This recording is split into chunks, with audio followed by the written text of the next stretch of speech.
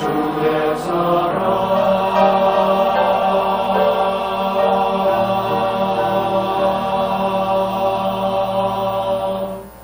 아멘, 아멘.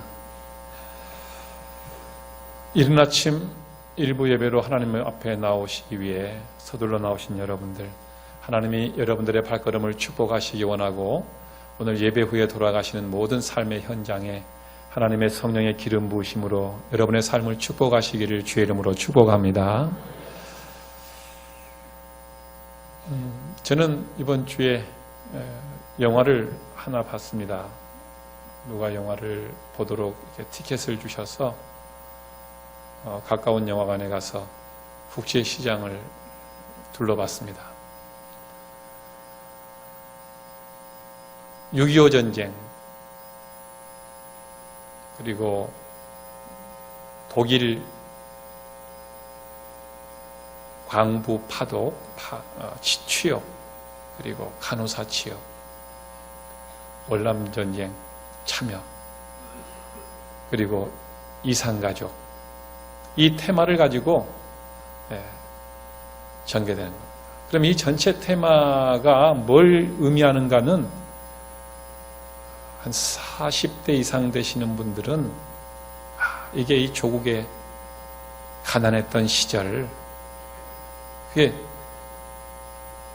떠오르고, 또 그 시절을 지내온 분들은 말할 수 없는 향수와 또 결단이 있어지고,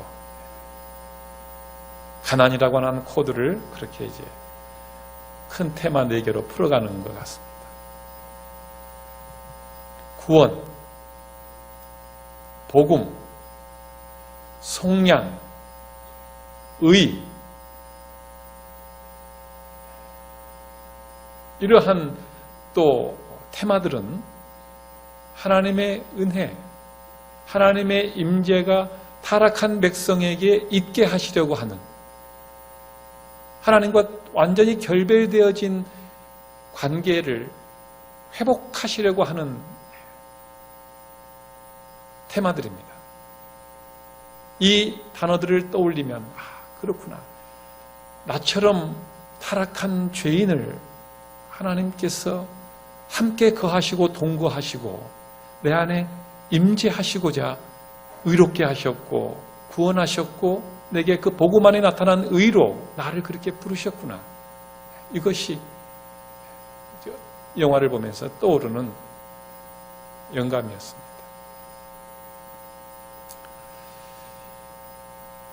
오늘은 하나님의 임재에 대해서 말씀을 드리려고 합니다. 올해 어떻게 하나님의 임재를 통해서 우리의 삶이 승리할 것인가?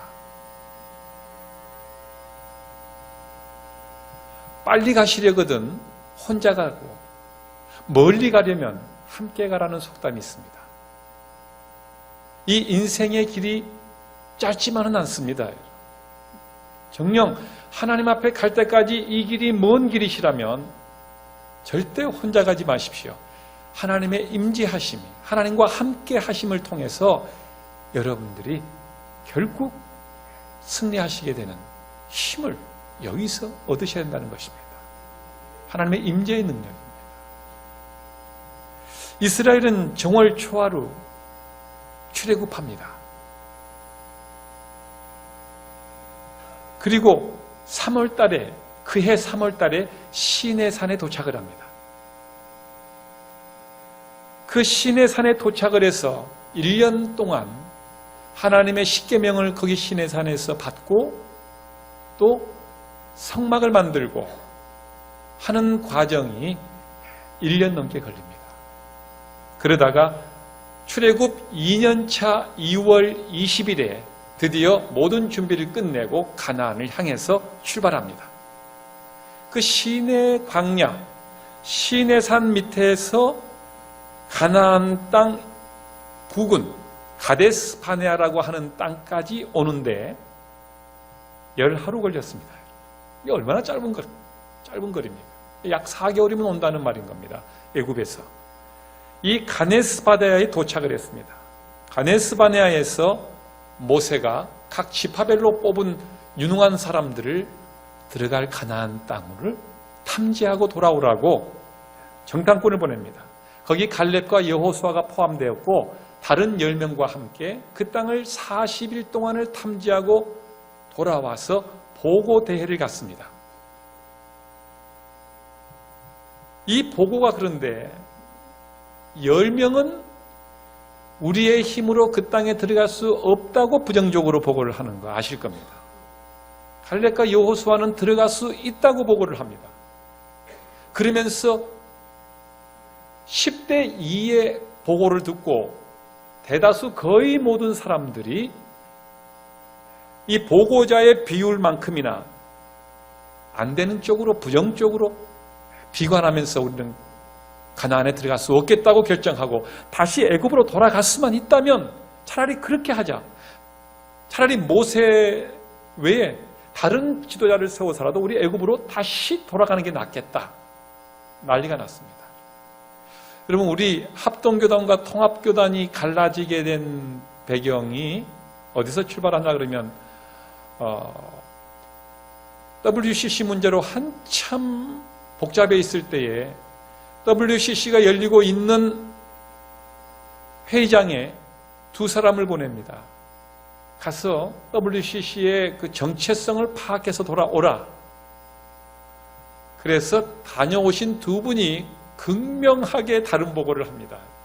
한 분은 WCC를 옹호하고 한 분은 WCC의 정체 신학적인 정체성을 완전히 비관적으로 보고하고, 이건 거의 신학이 아니라 신앙이 아니라 용공주의 사상입니다. 우리는 바로 전쟁을 치른 바로 그 50년대인데 이래서는 안 됩니다. 우리 신앙이 잘못되면 국가도 다시 한번 혼란에 휩싸입니다. 안 됩니다. 이렇게 이쪽은 그래도 갑시다. 세계화 추세인데 신학이고 신앙이든 일단 세계화 추세에 맞추어서 이 세계 교회 협의회에 가입을 하는 게 글로벌 시대에 맞습니다. 라는 정치적 입장에서 이제 보고를 합니다. 이 보고를 듣던 전국 총대들이 대전중앙교회에서 회의를 하다가 극명하게 갈라집니다. 그래서 한쪽 이래서는 안 되겠다 하는 분들이 종로 2가에 있는 승동교회로 올라와서 다시 총회를 열고 가자, 세계화 추세지 뭐 우리도 하는 쪽이 종로 5가의 연동교회에서 회의를 갖습니다. 그래서 우리가 지금 떨어져서 회의를 하고 있지만 우리 형제들이니까 우리가 다시 조만간 가까운 시간에 다시 통합을 해야 되겠다, 저쪽하고. 그래서 통합이라는 이름을 붙입니다, 여러분. 그게 지금 장신대를 중심으로 하는 통합측이고요. 우리 쪽도, 승동교회 쪽도 우리 머지않아 가까이 저들 형제들과 함께 이런 신학적인 문제로 헤어졌지만 바로 합동하겠다. 그래서 합동이라는 이름을 붙입니다, 여러분. 통합이나 합동이나 같은 말인데 아직 같이 만나지는 못하는데 그 사이에 신학적인 문제가 너무 큰 것 같습니다. 여튼 그건 다음에 이제 말씀드릴 기회가 준비되고 있는데, 우리 교단의 정체성과 한국 교회의 역사와 세계교회의 역사와 더불어서 이제 어떻게 우리가 여기 섰는가에 대해서, 그리고 우리가 어디로 가야 될지에 대해서 이제 준비하고 있습니다. 오늘 논점은 그게 아니라 그때의 사람들이 가지 말자, 우리는 못 간다, 이렇게 나가기 시작합니다. 그때 이 원망이 대세이고 신앙의 불신앙이 대세인 이런 상황에서 하나님이 모세를 통해서 안 되겠다, 한 2년 정도 이 정도 연단했으면 사막에서 충분히 하나님 되심을, 하나님이 충분히 내 힘이 아니라 보고자들 말대로 우리 힘으로는 안 되겠다고 말하지만 하나님의 힘으로는 된다고 말할 줄 알았더니 안 되겠다, 더 연단을 해야 되겠다라고 모세에게 방안을 제시합니다.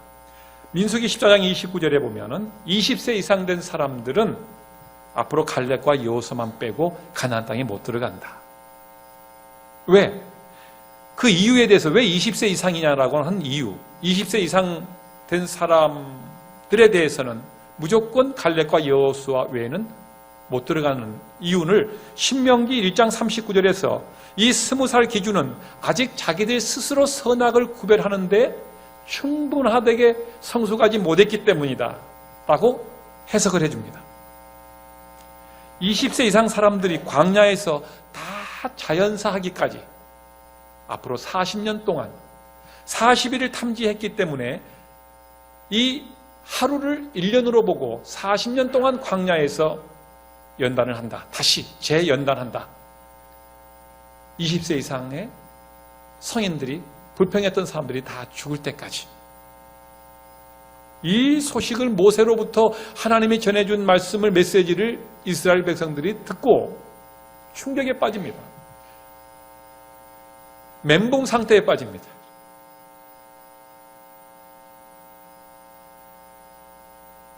그러면서 사람들이 우리가 잘못했다. 하나님이 지금까지 홍해를 갈라주시고 만나를 먹고 물을 바위에서 내서 먹고 온 사람들이 왜 우리 힘으로 된다고 했을까? 하나님이 함께 하시면 되지 않겠냐? 갈렙과 여호수아 말대로 가자. 이때서 지금 이제 사람들이 막 웅성거리기, 다시 여론이 급박하게 바뀌기 시작합니다. 그러면서 하나님 말씀에 순종하자. 이미 하나님은 진노하셨는데 가자. 가나안으로 들어가자. 난리가 났습니다. 그때에 모세가 안 된다. 여러분, 하나님이 가라고 했을 때는 왜 안 가더니, 가지 말라고 했는데 왜 가려고 합니까 또? 42절, 43절, 우리가 읽은 말씀 42절, 43절에 이유는 간단합니다. 하나님이 우리와 함께하지 않기 때문입니다.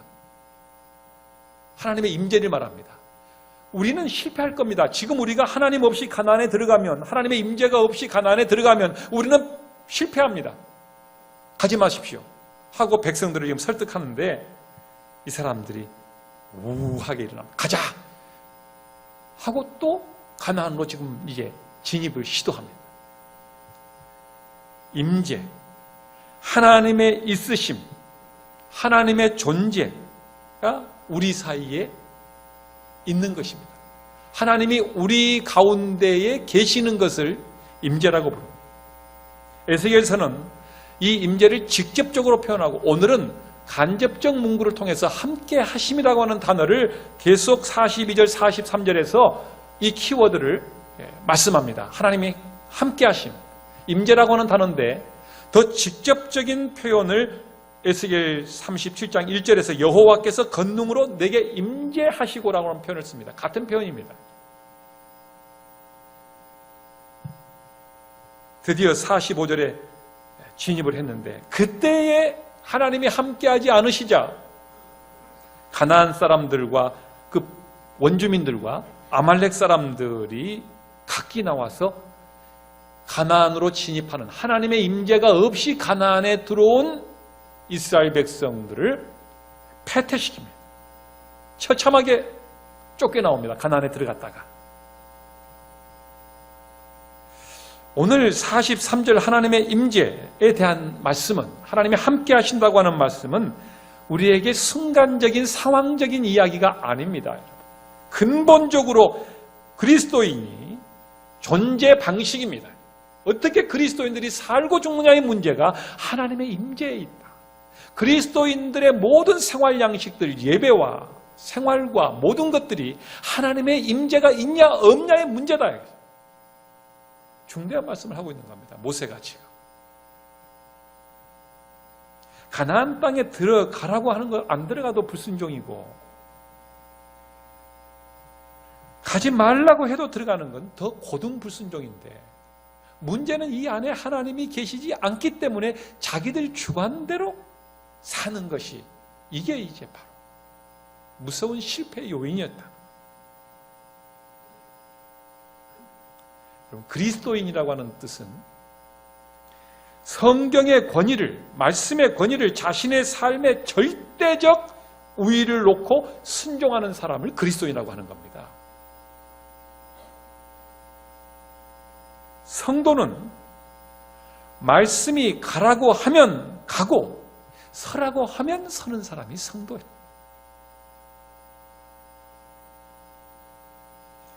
제자나 팬은 자기가 좋아하는 것을 따라다니고 환호하고 즐거워하는 것에서는 공통점이 있습니다. 그러나 제자는 주님이 좋아하시는 것을 자기도 좋아하고 따라갑니다. 주님 중심의 행동을 합니다. 그러나 팬은 자기 기분 충족을 위해서 좋아하거나 따라다닙니다. 자기 중심 만족인 거예요. 여러분, 제자이십니까? 팬이십니까? 오늘 우리 시대의 교인들 가운데는 진정한 제자보다도 팬이 더 많은 것 같습니다.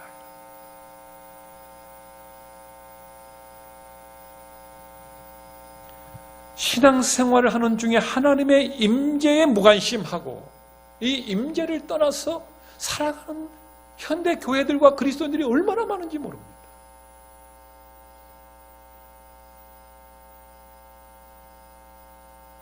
고린도전서 10장 1절 이하에서는 바울 사도가 이스라엘 광야 이 40년에 대한 실패를 해석하는 부분이 있습니다. 그러니까 성경은 성경이 말씀하시고 성경이 해석을 하는 부분이 거의 다입니다. 성경 유심히 보면 그들은 이스라엘 백성들을 말합니다. 그들은 구름 기둥 아래에 있었고 홍해 세례를 받았고 영적인 음식 만나를 먹었고 영적인 음료를 마셨다는 겁니다. 곧 그 영적인 음식과 만나와 모든 것들은 예수 그리스도라고 해석을 합니다. 예수 그리스도 그 음식을 먹고도 그분을 만났는데도 예수님을 만났는데도 어떤 사람들은 오늘 왜 이렇게 광야에서 죽었냐는 겁니다. 왜 하나님을 만났는데도 왜 죽었냐는 거예요. 그걸 사도가 해석하는 겁니다. 이 영의 음식을 먹은 것으로 끝났기 때문입니다. 나는 예수님을 만났었다라고 하는 것으로 과거형으로 끝났기 때문이라는 거예요. 그 먹은 음식이 예수 그리스도가 자기 전 삶의 에너지로 바뀌어져서 하나님의 뜻대로 순종하고 하나님의 임재와 함께 하나님의 지배를 받고 살아가는 삶이 될 때에 그 먹은 음식이 효력이 발생한다는 거예요.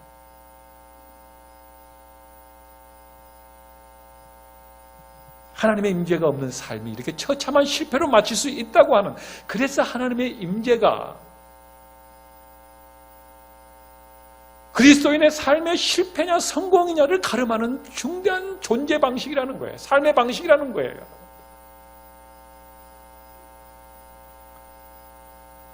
왜 하나님의 임재가 있어야 하는가? 그리스도인들에게, 교회에, 예배에, 가정에. 출애굽기 33장에 보면 우리가 잘 아는 이 시내산에 도착했을 때에 십계명을 받으러 모세가 산에 갔을 때에 금송아지 우상 사건이 생깁니다. 그때에 하나님이 진노하시고, 지금 이 불순종 때문에 진노하고 하나님의 임재를 거부하고 자기들 뜻에 맞췄던 오늘 이 본문 신명기 14장에도 마찬가지예요. 출애굽기 33장에도 마찬가지입니다. 하나님의 인도하심을 따라 여기 왔고 하나님의 인도하심을 기다려야 되는 백성들이 그 사이를 참지 못하고 인내하지 못하고, 사랑은 언제나 오래 참는다고 했는데 사랑은 언제나 항상 인내한다고 했는데 이 인내가 없어진 겁니다. 하나님 사랑 자체가 없는 겁니다. 이분들에게는 진노하셨어요. 그래서 하나님이 그들에게 제안하시기를 모세를 통해서, 내가 너무 마음이 상했다, 너무 충격적이다, 이렇게 하나님을 신뢰하지 못하고 우상으로 하나님을 대체하려고 하다니, 그래서 나는 내가 하나님으로서 약속한 것은 너희들을 가나안 땅에다가 데리고 입성시키겠다, 이 약속을 내가 지키겠다, 그러니 너는 지금부터 가서 가나안에 들어가거라 하고 모세가 그의 백성에게 말씀합니다. 근데 모세가 정말 영성 있는 사람 맞습니다. 뭐라고 말씀하냐 그러면, 모세가 그 상황에서 하나님이 우리와 함께 임재하셔서, 하나님이 우리 가운데 임재하지 않으시면, 우리와 함께 가나안에 가지 않으시면 우리 가나안에 보내지 마십시오. 이렇게 명확하게 말합니다. 출애굽기 33장 15절에서 그렇게 선언합니다. 하나님이 임재하지 않으시면 가나안 땅에 가는 건 아무 의미 없습니다. 하나님. 차라리 하나님이 임재하시면 여기 광야가 차라리 더 천국이 될 수 있습니다. 하나님. 이 부족하더라도 하나님이 임재해 있는 곳이 천국 아닙니까? 하나님. 우리 차라리 하나님 임재하지 않고 적과 꿀이 흐르는 그곳에 갖다 놓으시면 오히려 그것이 우리에게 지옥이 될 수 있습니다. 명확한 사람이에요. 정말 하나님의 임재가 무엇인가, 천국이 무엇인가, 구원받음이 무엇인가에 대해서 관통하고 있는 사람이 모세였습니다. 이 구약에서 이렇게 명확하게 하나님에 대해서 우리는 하나님에 관하여서 대충 듣는데 하나님 자체를 체험한 사람 아닙니까? 오늘 이 예배에서 여러분 하나님에 대해서 이렇게 좀 듣고 돌아가지 마시고 그 말씀 안에서, 예배 안에서, 기도 안에서, 찬양 안에서 하나님을 모세처럼 대면하고 만나셔서 하나님의 임재가 여러분 안에 요청되어지고 거룩한 그런 부담과 기다림이 여러분 안에 회복되어져서 돌아가시기를 주의 이름으로 축원합니다. 그것이 예배가 존재하는 목적입니다. 그 예수 그리스도를 만나셔야 해요.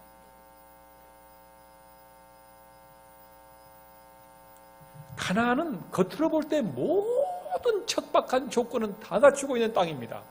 모세는 그것을 직시했는데, 그런데 그 척박한 땅에 하나님의 말씀에 순종하고 하나님의 임재가 드러나면 그 척박한 땅에 비밀이 숨어 있는데, 그곳에서 어디선가 나오는지 그 누구도 모르는데 적과 꿀이 흐르는 풍요로움이, 영적인 풍요로움이, 또한 물질적 풍요로움이 그곳에 하나님이 드러내신다는 겁니다.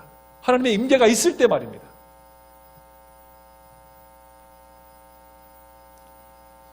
석유가 이 귀한 석유와 비싼 것이 나는 그 중동 지역에 돈이 없어서 저렇게 지금 처참하게 어렵습니까?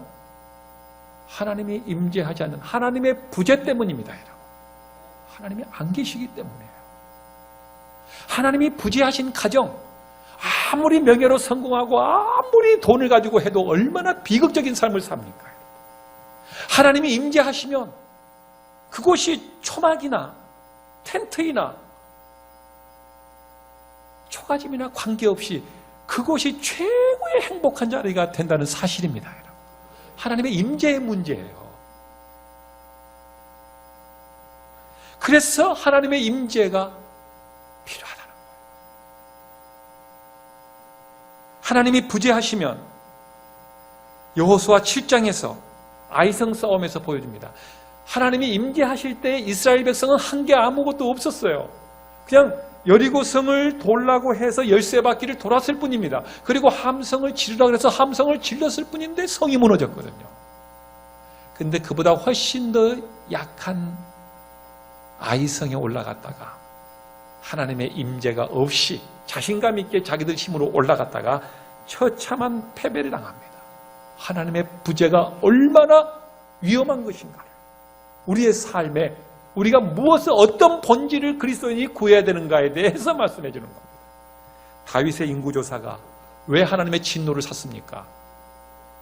지금까지는 이스라엘이 다윗의 인구조사를 하기 전까지 하나님이 신정왕국이었습니다. 신이, 하나님이 직접 정치하시고 다스리는 하나님이 왕이신 나라가 신정왕국인데 이스라엘은 신정왕국이었거든요. 전쟁도 하나님이 하셨고 먹이는 것도 하나님이 하셨고 다 하나님이 하셨는데 어느 날 갑자기 다윗이 좀 강성해지더니 인구조사를 명령하는 거예요. 요압에게. 칼을 담대하게 뺄 수 있는 사람들을 파악하기 위해서입니다. 이제 이 정도면 하나의 나라가 됐고 나도 이제 하나님의 힘보다는 인적, 물적 자원이 국가의 힘이 된 시대가 왔다는 거예요. 하나님의 임재가 없어도, 하나님이 부재하셔도 내 힘과 우리 제국의 힘을 가지고 얼마든지 전쟁하고 다스릴 수 있다. 이것이 핵심인 겁니다. 인구조사가. 처참한 이 군사력 측정, 하나님 부재 가운데서도 지금까지 하나님의 임재를 거부하고 하나님의 부재 속에서 살아보겠다고 시도한 다윗과 그의 왕국은 처참한 전염병으로 실패합니다. 하나님의 부재가 이렇게 무서운 겁니다. 그렇다면 하나님의 임재가 오늘 우리의 과제인데 어떻게 하나님의 임재가 우리 삶 속에 머무르시는가? 하나님이 우리 가운데 거하실 수 있는가? 이 제안을 이제 이 설교의 대답을 해결점을 찾는데 어떻게 하나님의 임재가 그럼 오늘 우리가 갈망하고 어떻게 사모해야 되는가? 요한계시록 3장 20절을 해석함으로 대답하려고 합니다. 그 중에 하나를. 라오디게아 교회 미지근하여서 뜨겁지도 차지도 아니한 상태의 교회라고 라오디게아 교회를 책망하십니다. 뭐겠습니까, 여러분? 하나님에 대한 관심이 사라졌다는 겁니다. 하나님의 관심의 초점이 없어졌다는 겁니다. 돋보기를 가지고 마른 낙엽을 이렇게 집중적으로 관심을 쏘면 이게 연기가 나고 타는 것 실험해 보셨죠?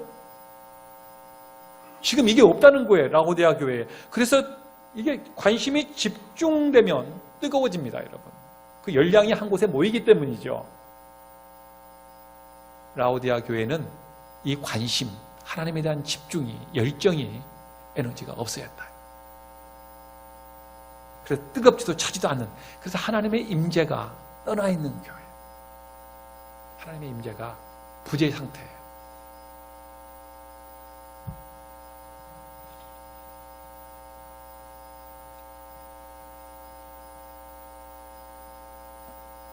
집에 가셔서 한번 그 계시록 3장 20절을 읽어보십시오.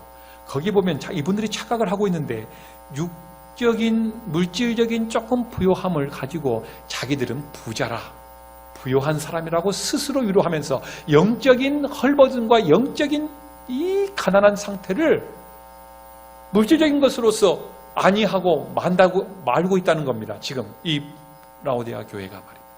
그러면서 열심을 내라, 회개하라 이렇게 말합니다. 무슨 열심입니까? 하나님에 대한 예배의 열심과 하나님에 대한 사랑의 열심을 말하는 거예요. 그리고 회개하라는 거예요. 내가 왜 이렇게 세상적 중심으로 팬이 되어 있는가? 예수님의 팬이 되어 있는가? 팬은 하루아침에 돌아서는 거예요. 여러분 팬클럽 있죠? 자기 좋아하는 팬이 더 좋아하는 어느 날 간증을 하는데 그 장욱조 집사님이란 분이 가수가 장욱조 집사님이 그분이 한동안 노래를 잘하고 했답니다. 자, 그분 간증을 이렇게 초청해서 들었는데 인기가 대단했대요. 그랬는데 어느 날 조용필이라는 가수가 딱 탄생하는데 갑자기 모든 팬들이 하루아침에 다 몰려가 버리더랍니다.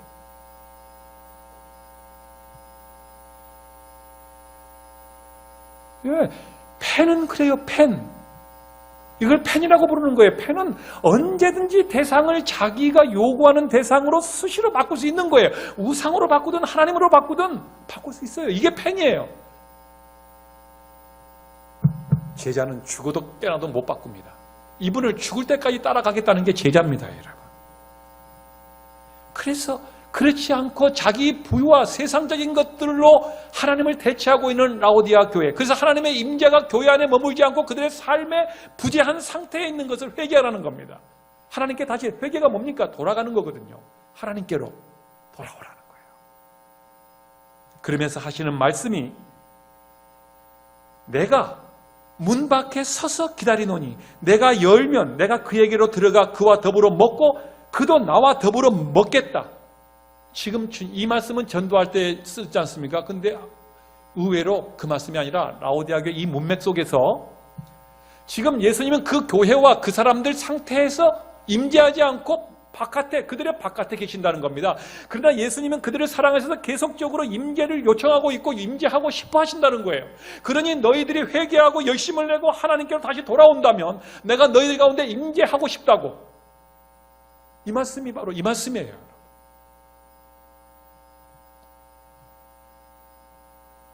지금도 주님이 우리 안에 부재해 있는 가정, 하나님이 부재한 상태의 기업, 부재한 상태의 예배, 하나님이 임재하지 않는 상태의 우리의 모든 삶은 늘 인간이 주가 되고, 거기는 마지막 우리가 부재의 상태에서 다윗의 인구조사와 모세와 오늘 본문과 모든 것을 다 봤을 때 하나님은 가나안 땅에 들어가는 그 자체가 목적이 아닙니다. 우리가 천국 오는 그 자체가 목적이 아닌 겁니다. 그러면 이분들이 가나안에 들어갔으면 가나안에 그냥 들여보내셔야죠. 그렇게 가나안이 목적이었다면.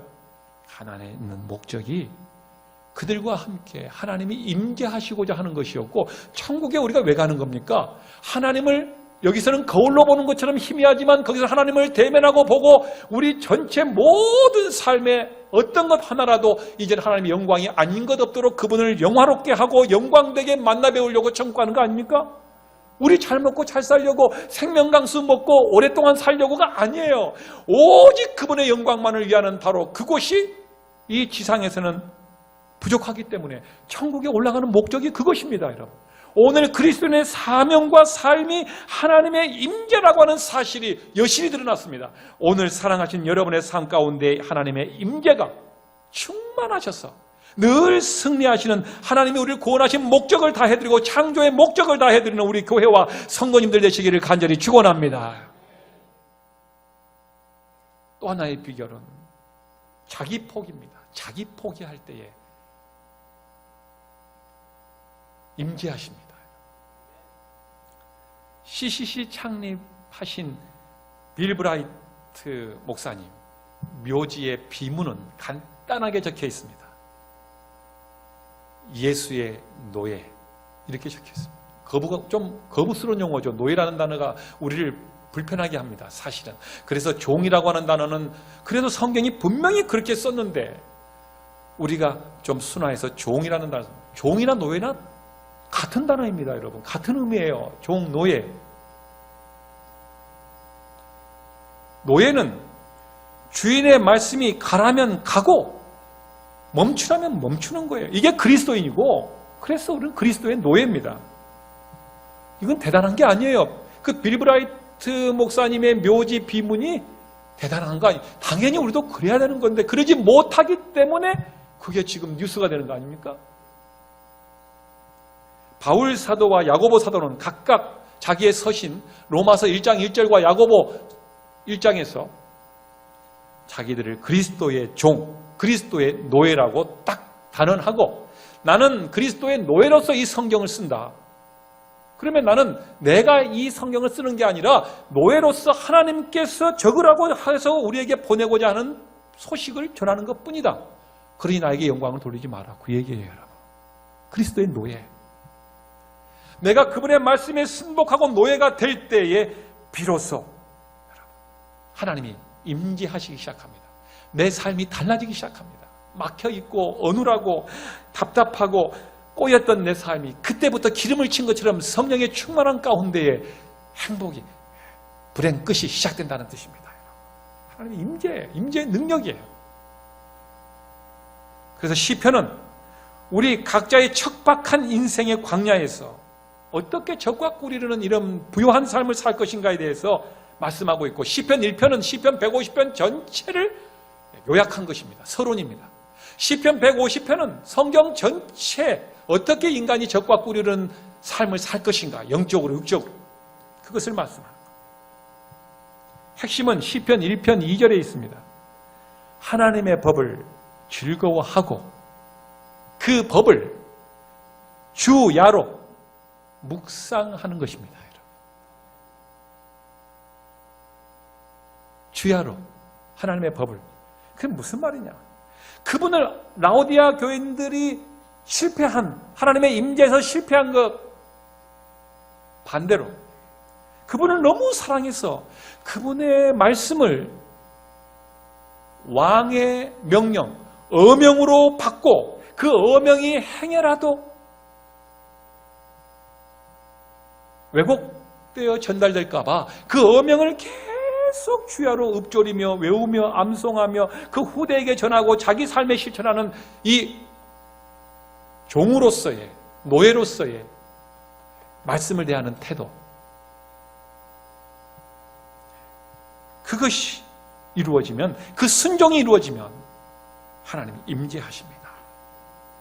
우리 이천흥광교회 일부 예배에 참여하신 모든 가족 여러분들, 이사야 64장 1절처럼 하나님께서 하늘을 가르고 오셔서 우리의 가정과 우리 교회와 이 조국 땅에 임재하셔서 통치하셔서 이 민족이 다시금 살고 우리 가정이 더 하나님의 은혜의 부요로움을 경험하고 우리 예배가 성령으로 더 감동과 감격으로 충만하시기를 주의 이름으로 간절히 축원합니다. 기도하겠습니다. 하나님 감사합니다. 하나님의 임재가 없는 거친 삶, 투박한 삶, 광야와 같은 삶을 우리가